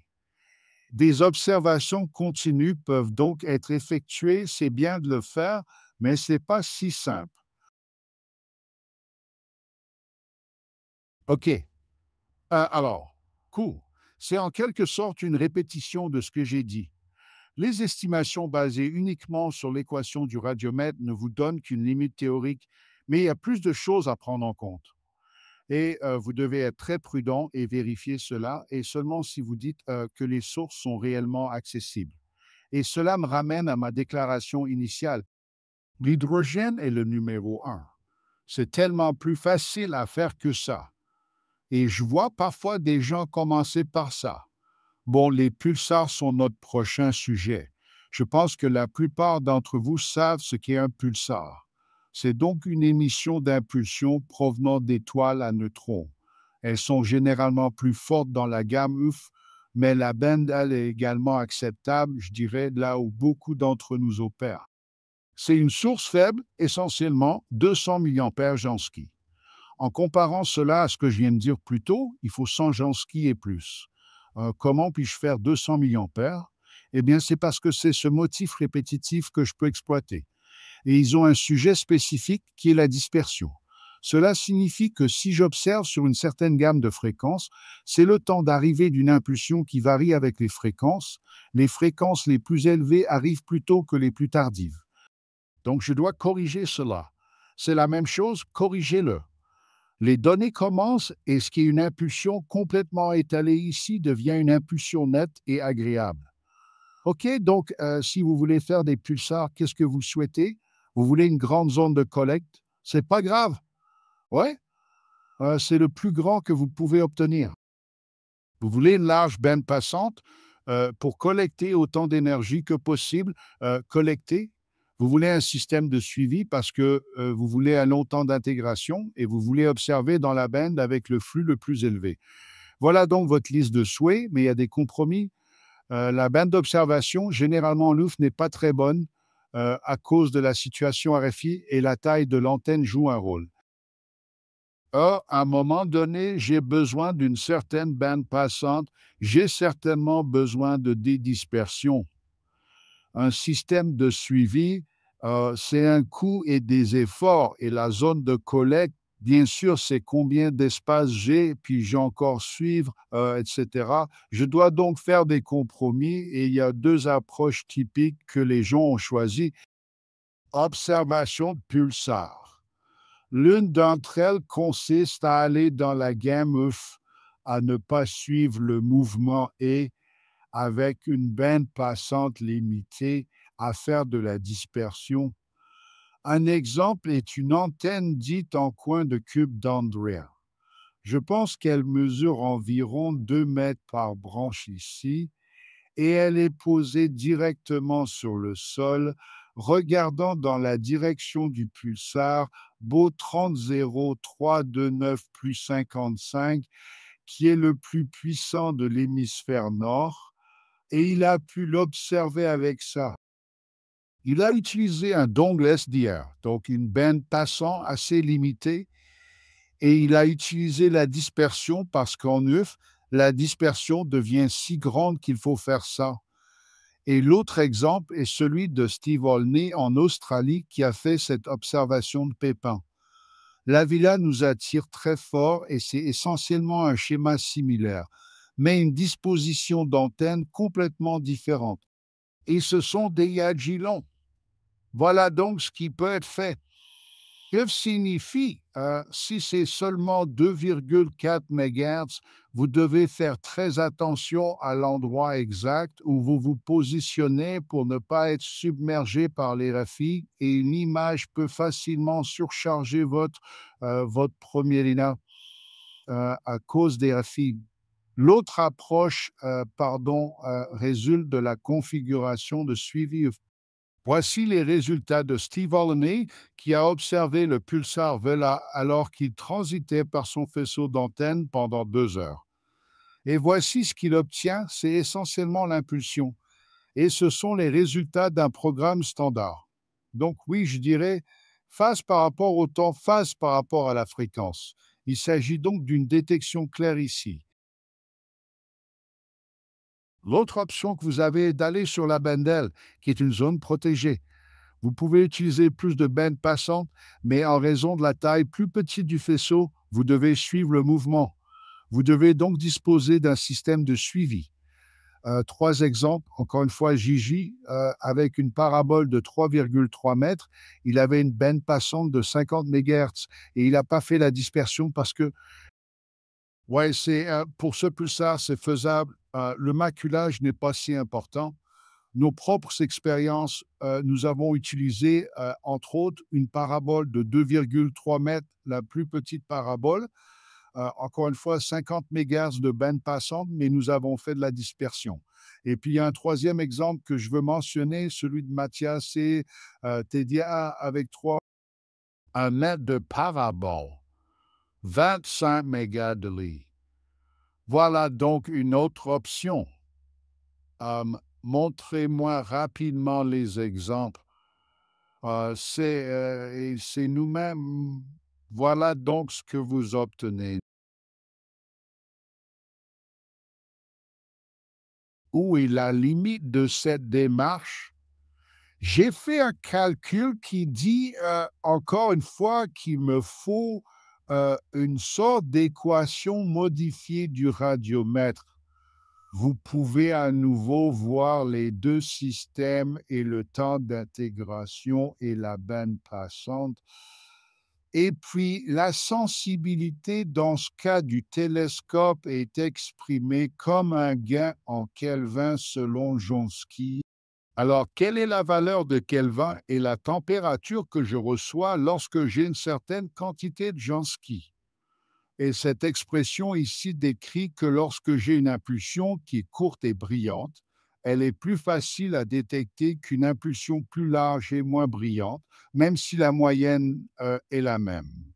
Et j'ai fait ce calcul en utilisant essentiellement cette équation et en faisant certaines hypothèses pour le gain du télescope. Pour la fameuse impulsion la plus forte du nord-est, et disons, je vais avoir un rapport signal-bruit cible de 5. Et peut-être que j'utilise soit 50 MHz, soit 2 MHz de bande passante. Alors j'ai deux températures de système différentes et des efficacités d'ouverture différentes.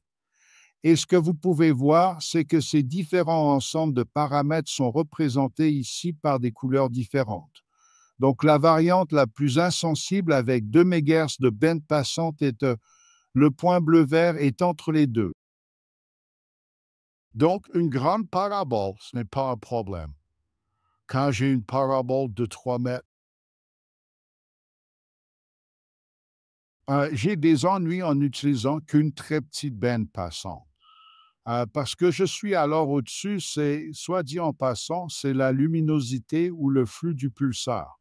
J'ai donc eu des problèmes avec ça.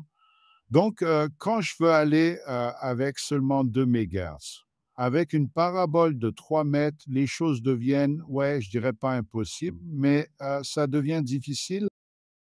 Avec une antenne parabolique de 2 mètres, il faut absolument avoir une large bande passante. Et si quelqu'un dit, j'ai vu ce pulsar avec une antenne parabolique d'1 mètre, j'ai des doutes. Il y a donc une sorte de référence de ce qui peut être fait. Et dès que vous entrez dans ce domaine, vous devez trouver de très bonnes raisons pour dire qu'il s'agit d'une détection valide. Et cela nous amène au défi de la vérification de pulsar, car il s'agit toujours d'une situation limite. on peut facilement se faire avoir. Si cela ressemble à un pulsar, si cela fonctionne comme un pulsar, c'est peut-être pas un pulsar. Donc, comme vous le savez, le célèbre adage est que les grandes affirmations nécessitent de grandes preuves, des questions que vous devez vous poser. Puis je répétais cela de manière fiable.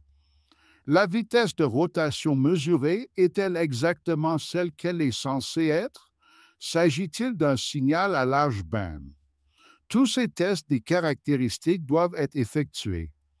Et je pense que l'un des tests les plus critiques est celui-ci. Si je répète cela, la vitesse de rotation devrait changer à mesure que la Terre tourne autour du Soleil. Donc, j'obtiens différentes corrections Doppler. Et si je vois ça, je suis presque sûr qu'il s'agit d'un pulsar. Si je ne vois pas ça, on me pose des questions. Donc, les pulsars sont faisables. Nous avons vu de belles expériences dans la communauté amateur, mais ce n'est pas si simple et facile et la vérification est une question incontournable.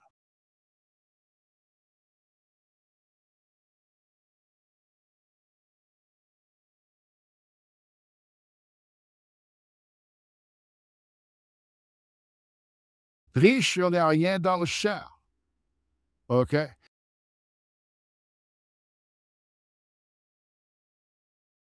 OK. Passons maintenant au dernier sujet. L'interférométrie. Hum, Le principe de base est que vous avez deux antennes et vous analysez l'interférométrie. Le signal qui arrive aux deux antennes par rapport à la phase relative et la phase entre les deux signaux change lorsque l'objet se déplace.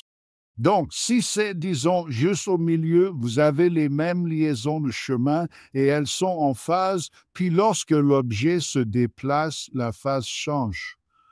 Et cela présente un grand avantage lors de l'observation de sources continues. Nous avons vu les problèmes que vous avez avec une seule. L'avantage est que le changement de phase et que votre intensité peut varier. Mais cela n'affecte pas le visage. Vous avez donc essentiellement des sources continues beaucoup plus sensibles. Et bien sûr, là où les professionnels interviennent, ils savaient qu'ils voulaient obtenir des résolutions spatiales élevées lorsqu'ils utilisent la synthèse d'ouverture. Ils combinent donc efficacement le tout de manière à ce que les deux paraboles soient séparées, ce qui simule une grande parabole.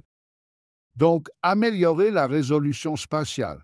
Mais je pense même que la sensibilité plus élevée pour les sources continues est quelque chose de très, très précieux. Maintenant, le fait est que cela ne fonctionne que pour les sources compactes, cela ne fonctionne pas pour l'hydrogène. C'est la raison pour laquelle vous n'obtenez pas d'études avec une carte de l'hydrogène à haute résolution qui est générée par interférométrie. Les meilleures cartes haute résolution pour l'hydrogène que vous avez sont celles que vous avez avec une grande parabole unique, comme les efforts à 100 mètres. Et vous ne pouvez pas faire cela parce que c'est très simple.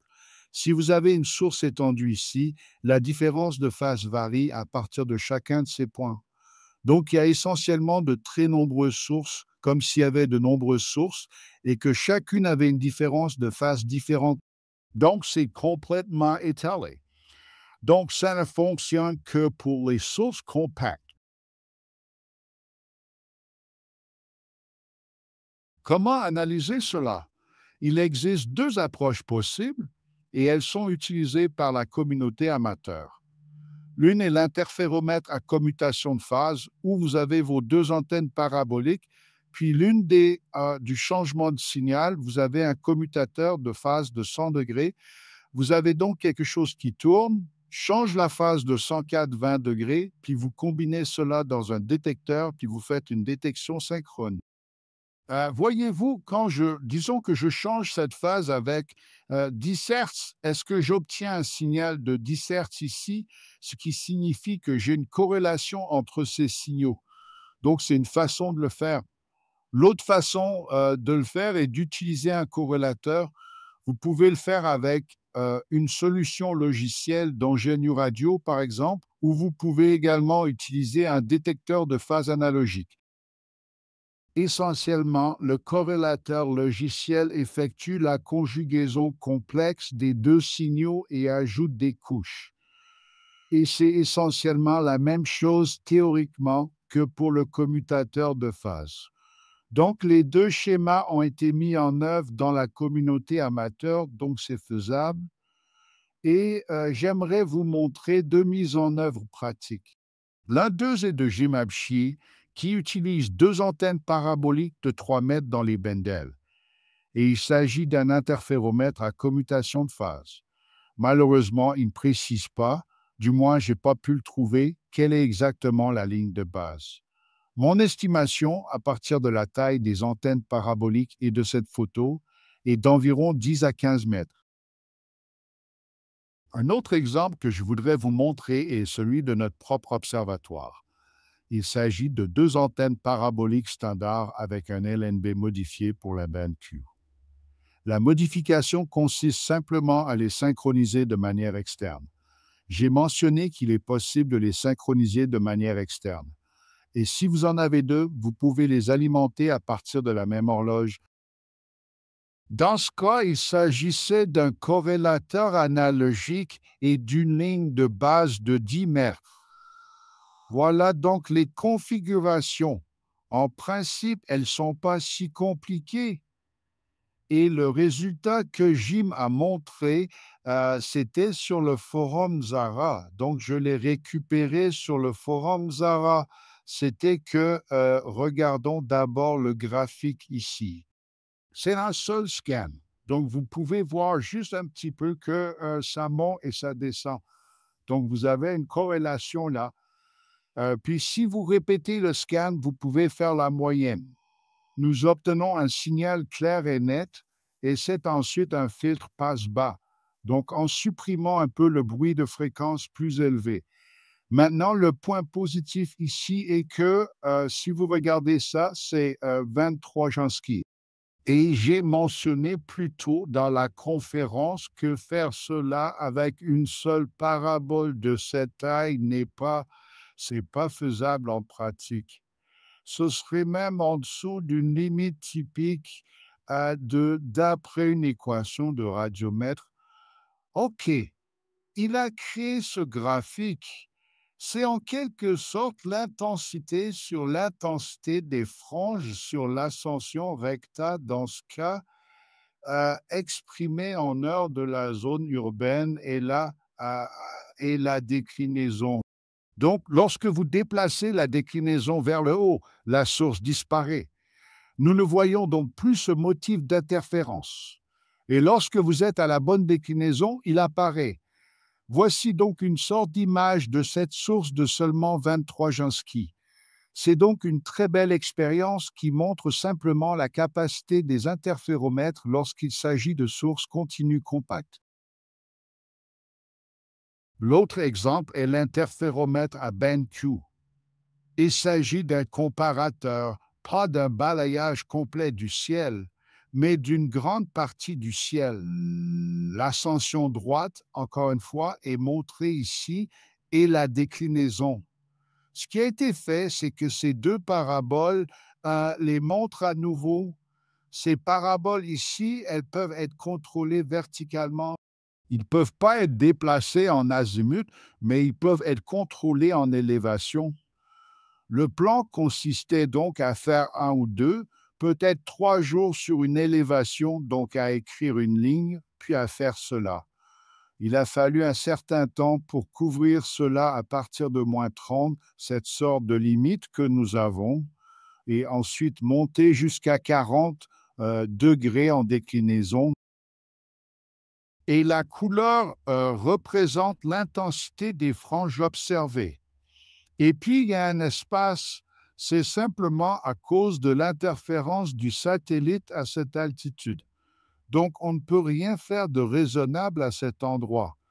Comme vous pouvez la voir, il y a quelques sources qui sont bien connues, Oméga, Orion, la nébuleuse du Crabe, les signaux W451, ils apparaissent et puis il y a un certain nombre de points et nous hésitons à dire que ce sont des sources. Il se répète, mais nous n'en sommes pas sûrs à 100% parce que nous ne pouvons pas identifier la source qui devrait être derrière. Donc, c'est toujours une question ouverte pour nous s'il s'agit d'artefacts ou s'ils sont réels, mais dans tous les cas, réfléchissons-y. C'est avec deux antennes paraboliques de seulement 1,2 mètres dans la benne Q où l'émission de la source n'est pas très forte. Elle décline un peu vers des fréquences plus élevées, mais on peut toujours voir les sources dans le ciel. Donc, ce que cela est censé démontrer, c'est qu'il vaut vraiment la peine, une fois que vous avez fait tout le reste, d'envisager de passer à l'interférométrie si vous êtes intéressé par les sources et les sources continues. L'une des choses qui n'a pas encore été faite, autant que je sache, mais qui devrait être faisable aussi, c'est de faire la même chose avec les mésas. Les mésas sont également des sources compactes. Elles ont l'avantage d'être très confinées en fréquence et elles devraient également donner une belle frange d'interféromètre. Mais je n'ai pas vu d'expérience réussie. C'est quelque chose qui vaut vraiment la peine d'être essayé. Maintenant, pour terminer l'interférométrie,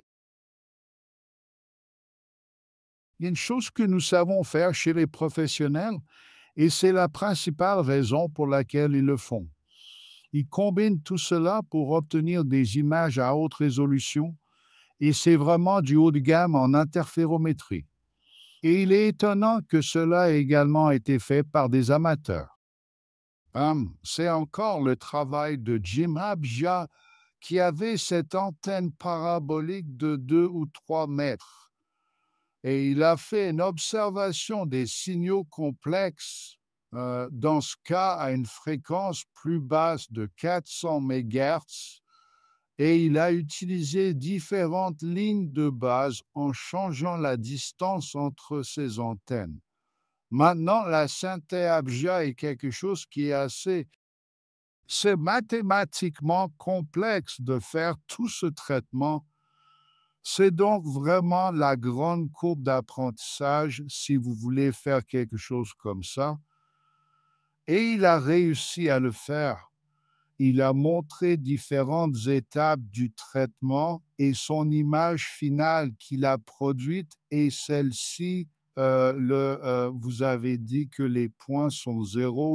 5 heures en ascension droite. Ce que vous pouvez voir ici sur cette image est une résolution du complexe de signaux. Il a donc les signaux A ici et les signaux X ici. Rappelez-vous simplement que c'est à une longueur d'onde de 400 MHz. La résolution pour une seule parabole est donc assez mauvaise. Vous ne pouvez pas, même en bande belle, résoudre ce problème avec une parabole de 3 mètres. Il faut une antenne beaucoup plus grande pour résoudre ce problème et il est capable de le faire avec une base de référence assez raisonnable, c'est 20 longueurs d'onde. Donc, si vous dites que c'est 70 cm, cela fait donc 14 mètres environ l'extension maximale. Il est donc capable de faire ça. Je trouve cela très étonnant et cela montre qu'il y a une énorme quantité d'opportunités pour l'interférométrie et encore beaucoup de choses qui peuvent être faites.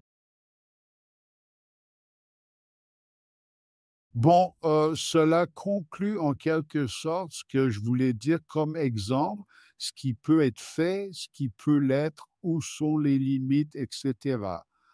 Et avant d'entrer dans mes derniers célèbres derniers mots, j'ouvrirai à nouveau la discussion pour toute question.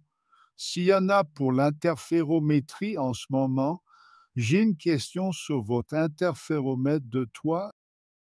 Ah, vous avez affiché l'image finale de beaux petits points orange. Nous y sommes. De quel genre? Je pense donc à cela comme à une grille de boîte aux lettres. De quel type de résolution parlons-nous ici? Et en déclinaison, est-ce 1 degré, 2 degrés, 5 degrés? Je ne suis pas sûr, en fait, nous parlons de Nous sommes à 2 GHz à peu près, ou 10 GHz.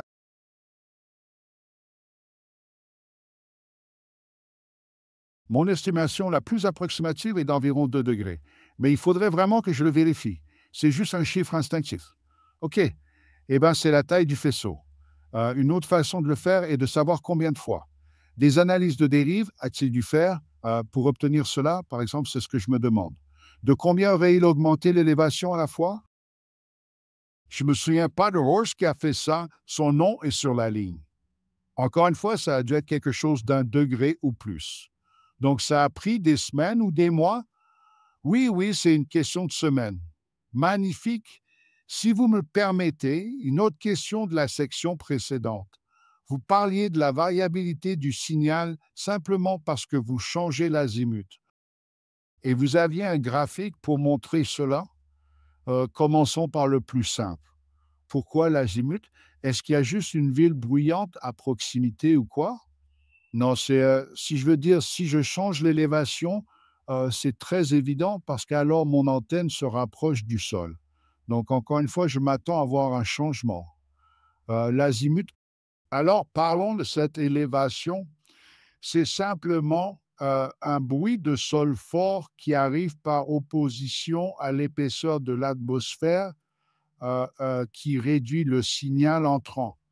Oui, c'est un captage au sol qui, si vous descendez bas et l'effet de l'azimut, à première vue, vous diriez je ne verrai aucun changement à cet endroit, mais ce que vous obtenez toujours, c'est que vos lobes secondaires voient une partie du sol et certains des arbres à proximité, une partie de la végétation. Donc, vous obtenez quelque chose et comme vous observez de très petites variations, même l'émission thermique qui alimente les lobes secondaires a un impact. Vous pouvez probablement voir la même chose s'il n'y avait pas d'arbres dans la zone. Ce serait mieux? Oui? D'accord. Je vois. Merci. Vous voyez les arbres du côté de votre œil. Ouais? Ouais, c'est exactement ça. Et parfois, c'est au début de l'année qu'on organise le festival de la tronçonneuse. Pour atténuer un peu ça. Oh, d'accord. Ben, ça ressemble à une fête. D'accord. Merci. Ouais, c'est du travail. J'ai une autre question. J'ai remarqué que sur le marché, les opérateurs radioamateurs commencent à utiliser des oscillateurs GPS doux ou des oscillateurs GPS disciplinés et qu'ils obtiennent des précisions temporelles inférieures à 30 nanosecondes, ce qui équivaut à environ 9 mètres de distance de longueur d'onde. Avez-vous entendu parler de quelque chose ou est-ce que quelqu'un travaille sur une interférométrie de base plus longue entre les stations radioamateurs en synchronisant leurs informations à l'aide d'oscillateurs GPS disciplinés? Oui, c'est une idée intéressante et nous avons également étudié la question de savoir comment réaliser une interférométrie à longue base entre différentes stations amateurs et ainsi obtenir des lignes de base très longues. La limitation ici est la précision du GPS. Oui, ils ont dit nanosecondes, mais c'est sur des échelles de temps courtes. Vous pouvez vous attendre à ce qu'avec un GPS, vous obteniez une précision ou une différence entre deux stations de 10 à moins 11 dans cette plage. Maintenant, ce que vous voulez faire, c'est que vous voulez que la différence de phase entre vos deux stations de réception soit maintenue à 40 degrés d'un signal à votre fréquence de réception. Et si je me souviens bien des chiffres, il faudrait avoir une précision ou une stabilité ou non, une précision de 10 à moins 12 pour faire une observation de 10 minutes à 1400 MHz en gardant cette température de 40 degrés. Donc, lorsque vous pouvez vivre avec un temps d'intégration court et une observation courte, vous pouvez travailler avec moins de précision. Donc, ce que je dis, c'est que le GPS se rapproche, mais pas assez pour une observation plus longue. Je devrais mentionner que nous faisons des expériences sur l'interférométrie à très longue base, qui est en fait transcontinentale entre le Canada et nous-mêmes. Mais ce sont des observations très courtes. Nous avons donc un rubidium et un GPS et bien sûr, ils ont l'autre, ils ont une mesado, mais nous parlons ici de quelques millisecondes pour le temps de corrélation requis. Donc, c'est plus facile. Un commentaire sur l'interféromètre. J'ai joué avec il y a quelques années avec deux antennes paraboliques de 3 mètres séparées de 10 mètres à 400 MHz et en utilisant simplement un récepteur à balayage de bande passante de 15 kHz modifié pour la détection AM et des préamplis à facteur de bruit d'environ 2 dB. Et avec cette combinaison, j'ai pu choisir. Je pense qu'il y avait environ 8 sources discrètes. Vous savez, M87, Cigar, KA, il y en avait quelques autres que je pouvais, vous savez, obtenir. Donc, et le récepteur avait même un arc intégré, ce qui, tant que le niveau de bruit est suffisamment élevé pour que le bruit et non votre signal souhaité soit réglé sur votre niveau AG, cela ne vous fait même pas de mal. Et là, qui est un tueur absolu sur un récepteur à puissance totale, bien sûr. En effet, ce que vous soulignez, c'est que la sensibilité des sources continues compactes que vous obtenez avec l'interférométrie est vraiment étonnante. Le principe de base derrière cela est que vous regardez une fréquence marginale, donc appelons-le un signal NF ou même un signal NF faible dans une bande passante très restreinte que vous recherchez. Et pour revenir à cela, la façon dont cela a été fait est vraiment, nous avons examiné l'apparition d'un signal de frange en faisant une analyse de Fourier. Il s'agissait donc d'une transformation de Fourier et cela s'est avéré très sensible. Et aussi, vous voyez ici, tout comme vous, Jim a fait cela à 400 MHz. Il l'a fait exprès parce que les signaux, comme beaucoup d'autres sources, sont plus forts qu'un LIL. Donc 400 MHz, à condition que vous obteniez un spectre libre, c'est très favorable pour le faire là-bas. Et je pense qu'en ce qui concerne l'entomologie, dans notre communauté, les premiers gens ont commencé. Il y a un certain nombre d'expériences en cours et je pense qu'il y a encore beaucoup à explorer. C'est un sujet intéressant et nous aussi, nous commençons juste à le faire. Nous avons nos deux antennes paraboliques en bundle là-bas. Nous avons une ligne de base de 50 mètres, ce qui s'avère être un peu trop, et nous faisons des expériences. Nous sommes en phase d'apprentissage et il y a beaucoup de choses qui peuvent être faites.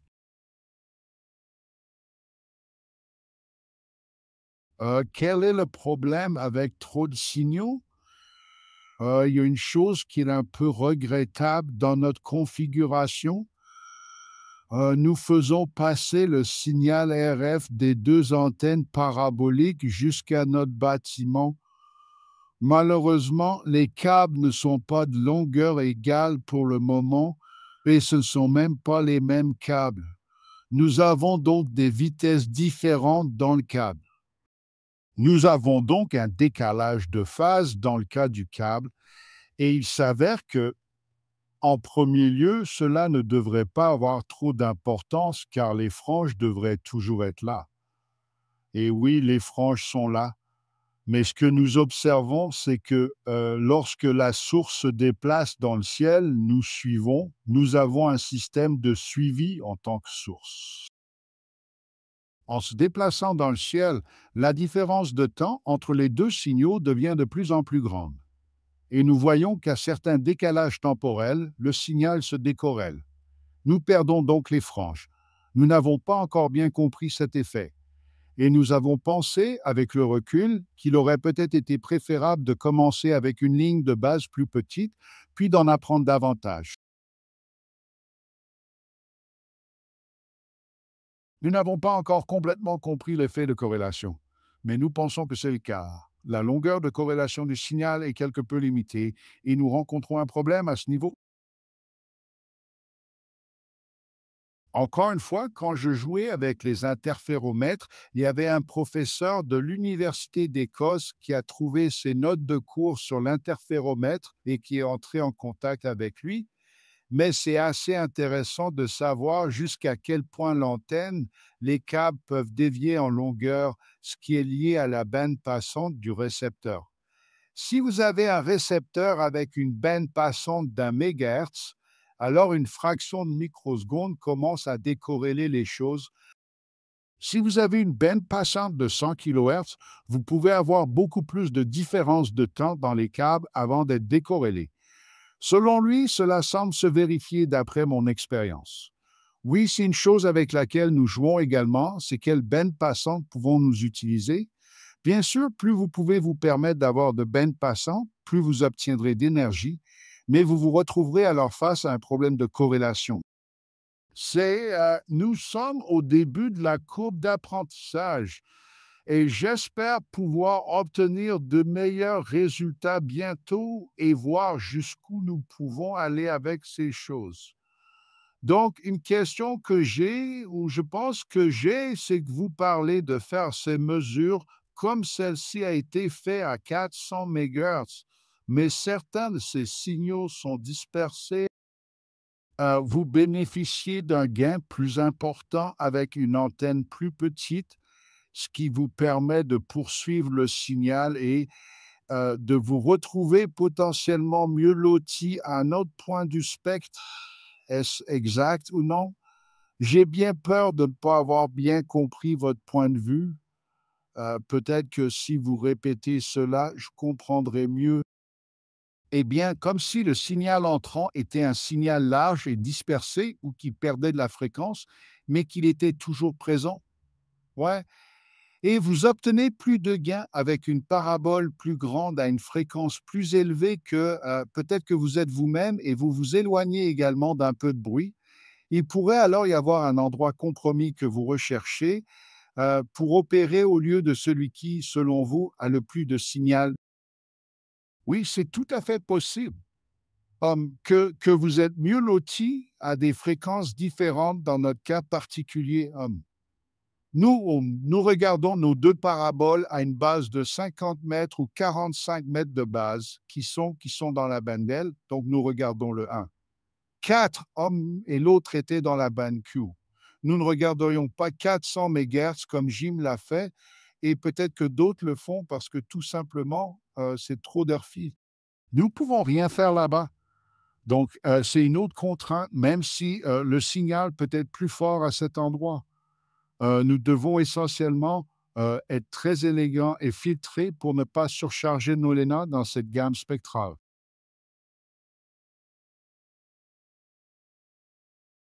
Bon, laissez-moi terminer mon exposé avec quelque chose que j'appelle ma 10e thèse sur la radioastronomie amateur. Certaines de ces thèses sont peut-être discutables ou vous pourriez penser qu'elles sont différentes, mais laissez-moi vous présenter cela comme une sorte de déclaration finale. Tout d'abord, je dis que mon point de vue est qu'il n'existe pas de radioastronomie. Il y a simplement des objets différents, des caractéristiques différentes, et comme nous l'avons vu au cours de la conférence, il existe différentes configurations et différentes approches qui peuvent être réalisées, et par conséquent, il est nécessaire de décider et de se concentrer sur un seul sujet. Si vous essayez de faire ceci et cela, vous vous perdez. Ma thèse préférée est que la radioastronomie est de la physique. Les gens qui apprennent cela étudient l'astrophysique, ils n'étudient pas l'astronomie, ils étudient l'astrophysique. Donc, quiconque se lance dans la radioastronomie amateur doit être prêt à apprendre un peu de physique de l'univers. Les choses qui sont là-haut, c'est pas si facile en fonction de votre expérience, et je peux que vous recommander de lire beaucoup de choses. Numéro 4, l'expérience de la radio amateur peut être très utile, mais aussi trompeuse, parce que parfois les caractéristiques d'émission sont différentes de ce que fait votre voisin d'à côté ou votre voisin d'à côté homme. Par exemple, les radioamateurs ont parfois tendance à dire que si j'ai un mauvais rapport signal-bruit, je réduis ma bande passante. C'est la pire chose que l'on puisse faire en radioastronomie dans la plupart des cas. Parfois, c'est différent. De plus, les ordres de grandeur sont parfois trompeurs. Ensuite, vous entendrez souvent des recommandations pour optimiser un composant spécifique. C'est un débat, le meilleur LENA du monde et ainsi de suite. Ce n'est pas toujours utile. Le meilleur LENA, par exemple, ne vous aide pas si votre débordement est élevé. Donc, vous devez toujours regarder la chaîne complète. Regardez tout ce qui contribue à votre signal. Et vous devez définir des priorités là où vous obtenez le meilleur rapport qualité-prix pour optimiser votre système. Numéro 6. Vous devez, surtout si vous débutez, remettre en question les succès.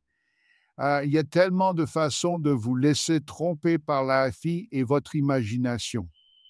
Eh bien, vous voulez voir quelque chose, donc vous le voyez et vous devez vérifier les caractéristiques de ce que vous voyez par rapport à ce que vous attendez ou à ce que l'on peut attendre de la physique. Et seulement si ces deux éléments correspondent également à cet ordre de grandeur, alors c'est vraiment valable. Et la règle de base est que chaque observation réussie doit être répétable parce que l'objet astronomique sera là demain aussi à cause de cela. Cela demande de la patience et de la ténacité. Encore une fois, en fonction de votre expérience, la courbe d'apprentissage est généralement substantielle. Et ce que je trouve, c'est qu'il y en a beaucoup. Je dirais que la majorité s'arrête à mi-chemin. J'ai vu beaucoup de gens commencer à construire un télescope, un radiotélescope. Ils construisent et construisent et construisent encore sans jamais, jamais le mettre en l'air.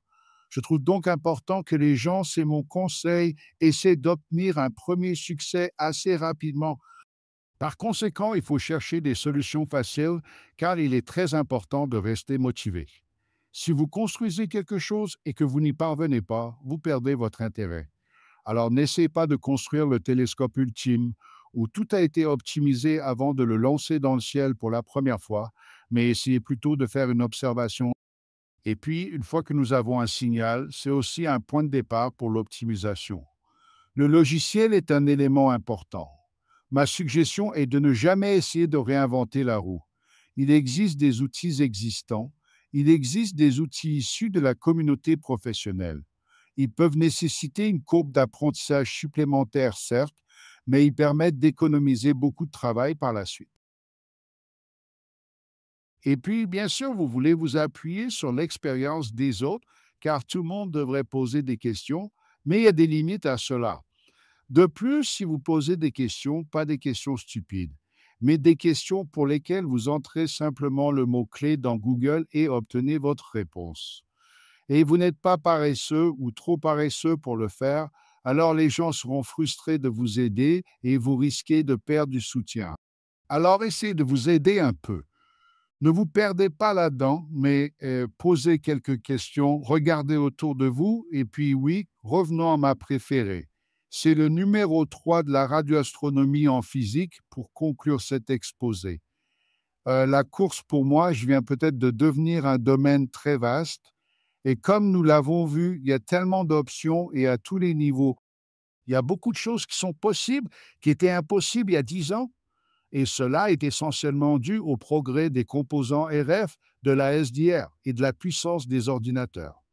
Pour l'écoute, par exemple, l'émission d'hydrogène est si facile à voir de nos jours, alors qu'il y a de nombreuses années, ce serait presque mission impossible pour les amateurs, et ce n'est pas un sujet facile. Cela demande beaucoup de dévouement et de volonté d'apprendre. Mais mon principal message est le suivant, c'est vraiment très amusant. Merci beaucoup.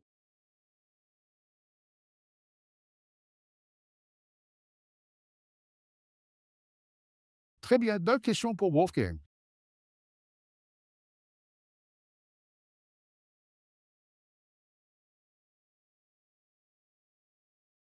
Très bien, voyons voir. J'ai eu Preston, excellent exposé. Wolfgang, beaucoup de bonnes informations. Stéphanie, excellente présentation et aperçu de ce qui est possible. Merci. OK, d'autres commentaires. Des questions pour Wolfgang. Wolfgang, je tiens à te remercier pour cette merveilleuse conférence. J'ai juste beaucoup de notes sur des choses à faire.